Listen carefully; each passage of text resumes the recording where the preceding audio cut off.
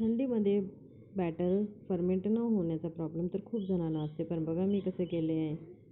तर मी ते काय केलं आणि काय टिप्स यूज केल्या मी तुम्हाला ते समोर सांगणारच आहे. पण हे बॅटर तुम्ही बघू शकता किती छान फर्मेंट झालं आहे आणि जाळीसुद्धा खूप छान आली होती. तर याच्यापासून मी आज काय काय बनवलं आहे तर मी तुम्हाला सांगणार आहे. तर मी थोडंसं बॅटर घेतलं, त्याच्यामध्ये थोडंसं पाणी टाकलं आणि त्याच्यानंतर मी छान अशी कन्सिस्टन्सी येऊन दिली आणि त्याच्यानंतर थोडंसं मीठसुद्धा टाकलं. मीठ टाकल्याने काय होतं, फर्मेंटेशन थांबतो.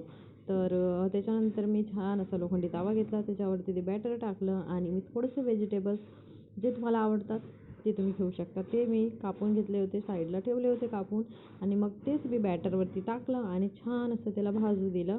आणि लोखंडी तवा आहे, थोडंसं मी ऑइल लावा आणि त्याच्यानंतर मी चटणीसुद्धा बनवली. तर मी बघू शकता शेंगदाणे आणि मी खोबऱ्याची चटणी बनवली होती. तर खोबरे, शेंगदाणे, जिरं, मिरची आणि कोथिंबीर आणि थोडंसं चिंचसुद्धा मी टाकलं होतं आणि त्याला मस्त मिक्सरमध्ये बारीक करून घेतलं आणि थोडंसं मी त्याला वरून तडकासुद्धा दिला होता. तुम्ही कढीपत्ता आणि हिरवी मिरची वरून तडक्यामध्ये सुद्धा टाकू शकता, पण मी नाही टाकलं.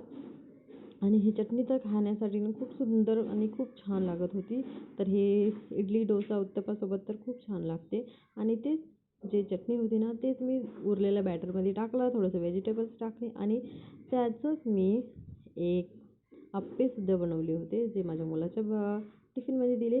आणि ह्याच्यामध्ये मी न सोडा, इनो आणि बेकिंग पावडर, बेकिंग सोडा काही न टाकताना हे खूप छान असे फर्मेंट झाले होते. आणि तुम्ही थोड्या वेळाने बघू शकता की ते कसे फुलले होते एकदम टम. तर हेच आहे की काय करायचं की तुम्ही ना बॅटरला ना छान असं मिक्सरमध्ये बारीक केल्याच्यानंतर तुम्ही त्याला ना एक गरम ठिकाणी ठेवून द्या की एअरटाईट बॉक्स वगैरेमध्ये आणि त्याच्यानंतर त्याला ना ओव्हनमध्ये झाकून ठेवा, म्हणजे तुमचे फर्मेंट होणार छान.